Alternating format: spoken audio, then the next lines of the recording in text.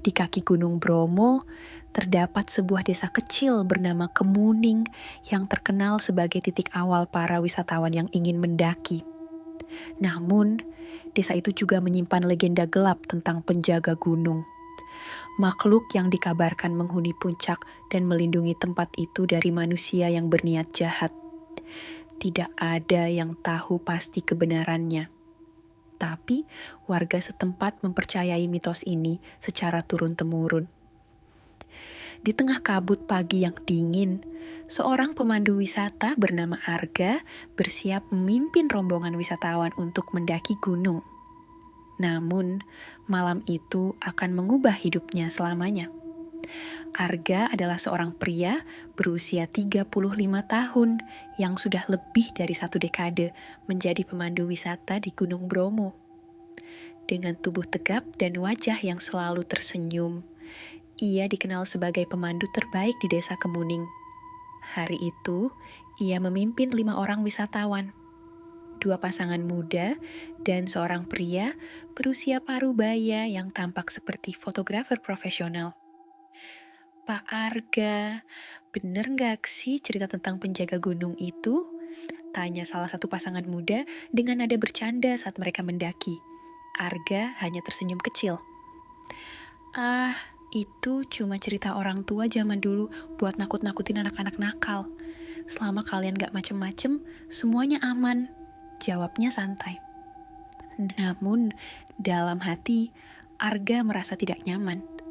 Ia sudah sering mendengar cerita serupa dari pendaki lain yang mengaku mengalami kejadian aneh di puncak, terutama di malam hari.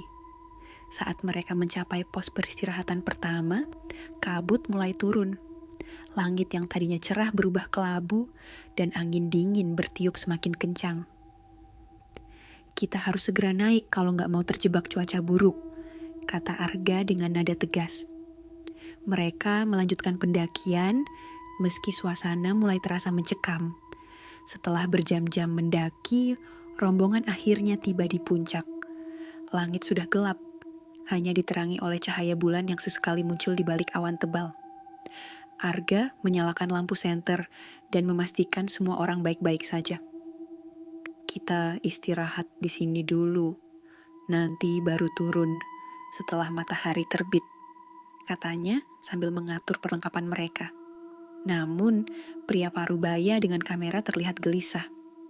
Pak Arga, saya mau jalan sebentar, cari spot foto bagus. Jangan jauh-jauh, Pak. Di sini gampang tersesat, jawab Arga. Pria itu mengangguk dan berjalan menjauh. Sementara itu, Arga mulai merasa ada sesuatu yang aneh. Suara angin seperti membawa bisikan samar yang tidak ia mengerti. Ia mengedarkan pandangan ke sekitar, namun tidak melihat apa-apa selain kegelapan.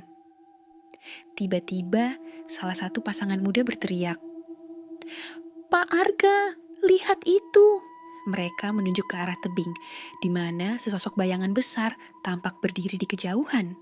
Bentuknya tidak jelas, tapi tubuhnya terlihat jauh lebih besar dari manusia biasa. Arga merasakan bulu kuduknya berdiri. Cepat, kita berkumpul. Jangan ada yang terpisah, serunya. Namun, sebelum ia sempat memastikan semua orang aman, pria parubaya tadi berteriak dari kejauhan. Tolong, ada sesuatu di sini. Arga berlari ke arah suara itu, meninggalkan rombongan di tempat yang aman. Ketika ia sampai, pria itu sudah tidak ada. Hanya ada kameranya yang tergeletak di tanah, lensanya pecah. Arga memungut kamera itu dengan tangan gemetar. Ia merasakan sesuatu di belakangnya, namun saat berbalik, tidak ada apa-apa. Malam semakin larut, dan suasana di puncak semakin mencekam. Arga kembali ke rombongan, tapi wajahnya terlihat pucat.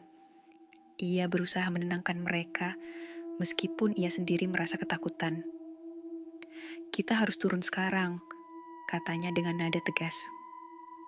Namun, saat mereka mulai berjalan turun, sesuatu yang mengerikan terjadi. Kabut tebal tiba-tiba menyelimuti mereka, membuat jarak pandang hanya beberapa meter. Dari balik kabut, terdengar suara langkah kaki yang berat, seperti makhluk besar sedang mendekat. Pak Arga, itu apa?" Salah satu wisatawan berteriak. Arga menoleh, namun sebelum ia sempat menjawab, sosok besar yang mereka lihat di tebing tadi muncul dari kabut. Kini, sosok itu berdiri hanya beberapa meter di depan mereka.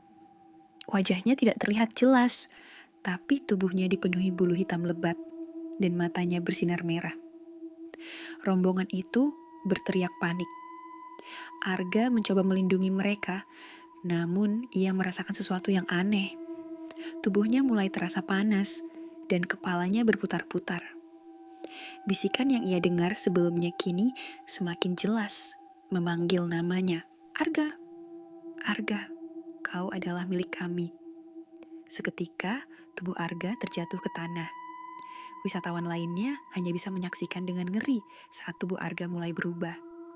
Kulitnya menghitam dan matanya bersinar merah seperti sosok di depan mereka. Dalam hitungan detik, Arga bukan lagi manusia. Ia kini menjadi makhluk yang sama seperti penjaga gunung. Sisa rombongan berlari sekuat tenaga, meninggalkan Arga yang sudah berubah. Namun, kabut tebal membuat mereka tersesat. Mereka mendengar suara langkah berat mengejar mereka, disertai suara mengerikan yang menyerupai lolongan serigala. Pasangan muda yang memimpin pelarian akhirnya terpisah dari pria satunya.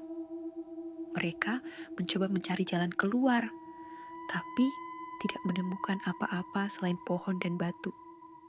Tiba-tiba, dari balik kabut, sosok Arga muncul. Ia berdiri diam, namun matanya yang merah membuat mereka membeku di tempat. "Kalian tidak seharusnya berada di sini," suara Arga terdengar. Namun suaranya bercampur dengan suara lain, seperti dua orang berbicara bersamaan. Hanya satu orang dari rombongan yang berhasil kembali ke desa Kemuning. Ia ditemukan pingsan di dekat pos peristirahatan pertama oleh pendaki lain. Saat sadar, ia menceritakan semua kejadian mengerikan itu. Namun, ketika warga desa dan tim pencarian naik ke gunung, mereka tidak menemukan jejak Arga atau wisatawan lainnya. Legenda tentang penjaga gunung semakin kuat setelah kejadian itu. Beberapa warga desa mengaku melihat sosok Arga berkeliaran di puncak pada malam-malam tertentu, menjaga gunung seperti makhluk yang dulu hanya ada dalam cerita. Kamera yang ditemukan di tempat pria Parubaya hilang akhirnya dikembalikan ke keluarganya. Namun, saat mereka memeriksa isi kamera, hanya ada satu foto yang jelas. Gambar Arga berdiri di puncak dengan mata merah menyala dikelilingi oleh kabut tebal. Kamera itu segera dimusnahkan dan keluarganya tidak pernah berbicara tentang hal itu lagi. Catatan penulis, cerita ini adalah fiksi belaka. Namun, siapa yang tahu apa yang sebenarnya terjadi di puncak Gunung Bromo? Mungkin beberapa rahasia memang sebaiknya tetap tersembunyi.